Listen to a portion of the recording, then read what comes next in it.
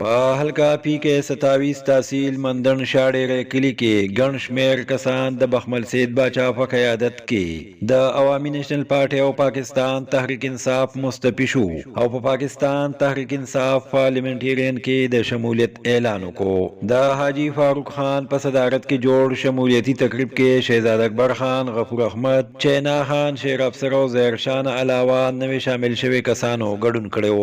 راغلي مشرانو نوې شامل شوي کسانو ته د پارټۍ موپلرې واچولې او ورته د پرویز خټک په قافله کې په شمولیت خرکلې وې. شمولیتي تقریب ته د خطاب په وخت بخمل سید باچا وې چې موږ ډېر وخت په ان پی کې تیر کو، خو اوس مو ترې لارې جدا کړې او ښه په خوشحاله د خپل خاندان او یارانو دوستانو سره په پی ټي آی کې د شمولیت اعلان کوو. تقریب ته د خطاب په وخت فاروق خان، شهزاد اکبر خان، غفور احمد او چینا خان وې چې سابقه ایم شیر اکبر خان همیشه اجتماعي کارونه کړي. هغوی وې چې په ټول بونیر کې کور په کور بجلی د شیر اکبر خان د وجې راغلي. هغوی زیاته کړه چې د کوګانه کوزنه وګۍ پورې روډ او ناوګۍ نه تر خانه ډېرې پورې روډ شیر اکبر خان د مرکزي فنډ نه کړي دي، حالانکه روډونه کول د صوبایي ممبر کار دی. هغوی وې چې انشاءالله را روان وخت د پاکستان تحریک انصاف پارلیمنټیرین دی او موږ به د بونیر یو قومي او 3 صوبایي سیټونه خپلو مشرانو له تحفه کې ورکوو.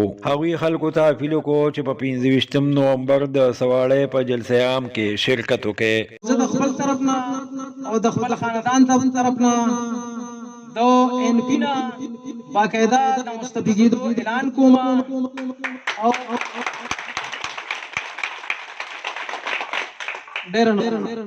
او په پی ټي آی پی کې باقاعده د شمولیت اعلان کوم.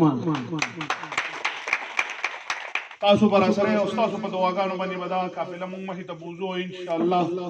د الله نه بدايه کیږي ماجیګر دې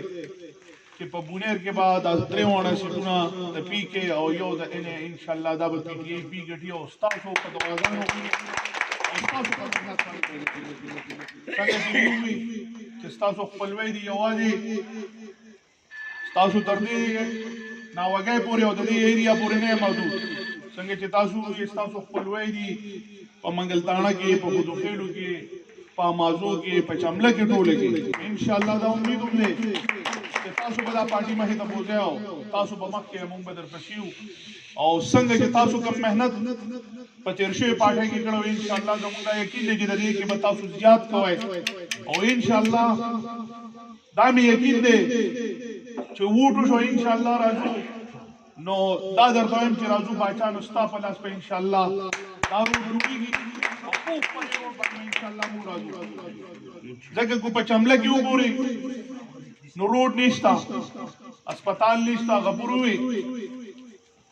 خو کو د بجلی په حواله نو زه اوپن چیلنج ورکوم. اکثر ماته کسانو یې ته په ترقیاتي کارونو خبره کوي نو زه هم خبره په دې وجه کوم چې د 15 کالو نه موږ حکومت کړی دی خو په چمله کې یو ځای زموږ نه بغیر به بجلی نه دی پاتې شوی. خو د افسوس سره چې کوم ځای ته ځم نو هلته روډ نشته.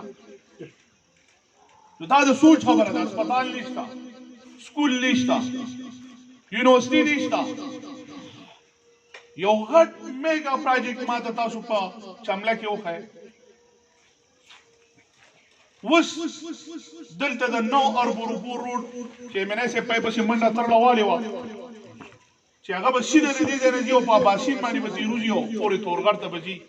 د امبېلې نه والی یو مین غټ روډ به جوړېږي. هم د مناسب د لاسه دې چملې ته راغلې ده. خو دلته 3 پیډرې جوړې شوي دي، سکولونه جوړ شوي دي، ایون کو کالجونه جوړ شوي دي یا روډونه جوړ شوي دي. یا د مناسب د لاسه دي خو بل چا دلته څه نه دي کړي. نو مشرانو امزولو کشرانو دلته ناست یې راپاسئ. دا چمله ستاسو ده، دا مندړ ستاسو دی، دا حلقه ستاسو ده. تاسو به د خپل تقدیر بدلوئ او خپله فیصله به کوئ او مخې ته به ځئ. نو که تاسو صحیح کس له ووټ ورکړو نو زما په خیال کو هغه غلط کار کوي نو هغه نشي کولی. ځکه چې کس به صحیح او کو غلط سړي له دا ووټ لاړو هغه غلط کار وکړو وخت په آخرت ته پرې مونږ ذمهوار یو. ځکه چې دا مونږ ګواهي ورکړه چې د دې نن کو زه راځم او زه دا خبره کوم چې زه روډ کوم دلته کوڅه کوم او بجلي مې کړې ده. خو تاسو ووټ راکړی دی، تاسو یو طاقت راکړی. زه پرې باندې ته تللی وم، زما والد صاحب تللی دی. د مونږ د خاندان یو کس تللی دی او هغه مخې ته تللی دی کار یې کړی دی راغلی خو دا بل سړی چې راځي او د هغه په پراپرټۍ کې او په ګاډو کې زیاتوالی راځي او کار نه کېږي نو د دې مونږ ذموار یو او دا ماشومانان به وخت په آخرت زموږ نه تپوس کوي چې تاسو دا فیصله کړې وه غلطه فیصله هم کړې وه ولې دی په پی ټی آی کې مونږ خو دی وی چې یاره بدلون به راولو نن هغه بدلون تر اوسه پورې رانغی بدلون خټک صاحب راوستی و چې کله وزیر اعلی و پرویز خټک راوستی و خو چې کله هغه د وزیر اعلی توب نه لرې کو نو صوبه سرحد له هېڅ هم ونه کړو 4 کاله وواتو که 3 کاله وواتو په دې کې څه بدلون راغی تاسو نه تپوس کوم بدلون خو هغه راوستی و چې غریبانو له کارت جوړ کړی و بدلون خو هغه راوستی و چې پولیس یې صحیح کړی و بخمل باچا د قرباني رچا نه پټې نه دي په نېشنل کې د چې څومره قرباني ورکړي دي د 25-30 سال نه دي په نېشنل کې وو د دې قرباني په هر ځای کې دي جنګېدلي دي د نېشنل پارټۍ لپاره اوس په پاکستان تحریک انصاف پارلیمنټریان کې موږ سره دي د شمولیت اعلان وکړو ان شاء الله دا پارټي زموږ به ان شاء الله ډېره مخ په وړاندې روانه ده او مخ په وړاندې ان شاء الله شي دوستانو مشران ناست دي موږ له پکار دي چې موږ خبرې وکړو او بهرحال محفل لګېدلی دی هر چا له پکار دي څه پکې ووایي دوستانو مشرانو دا یو پارټي ده چې پرویز خټک صاحب په دې صوبه کې جوړه کړې ده او د امن او د ترقۍ لپاره جوړه کړې ده موږ به انشاءالله د دې جنډې د لاندې به انشاءالله موږ ژوند تېرو او دا جنډه چې کومه ده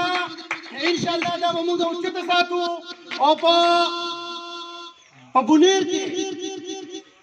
کې به انشاءالله دا یوه جنډه پاکستان تحریک انصاف پارلیمنټریان او زموږ دروند مشر چې کوم دی MNA شیر اکبر خان د هغه سره یې د فاروق خان دي راغلي شهزاده اکبر خان هم ناست دی دوی ګرځي نن سبا هر ځای کې دي چې چا سره هم کښېني قسم په خدای رې څوک انکار نه کړي هر سړی ورته وایي زه شمولیت په تیار یم دوستانو مشرانو زمونږ دا جنډه چې کومه ده دا پرویز خټک صاحب نوې پارټي ده نو ما ته څوک وي دا پارټي خو نوې پارټي ده ډېره زر راوچته شوله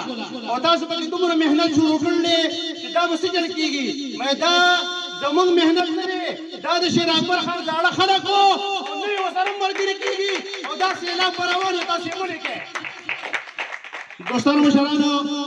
زه د بخمل باچا دي بیا ډېره زیاته شکریه ادا کوم چې موږ سره په دې خپله قافله کې شریک شو او دا قافله به انشاءالله مخې ته بوځو پر روان 25 تاریخ باندې انشاءالله د سواړی په ګراونډ کې به جلسې وي تاسو ته دا وایم چې دا اوس چې کوم کسان موږ سره شامل شي انشاءالله دا به موږ سره په هغه قافله کې دی د سواړی ګراونډ ته انشاءالله هغه جلسه به کامیابو دا زه چې کامیابو به انشاءالله دا بیا هم دا وایم کم په 3 تاریخ زموږ پروګرام شروع و د په بونیر کې دا یو مشان تاریخي پروګرام ده د بختیار علي خان کم شمولیت هغه په جلسه بدل شوی و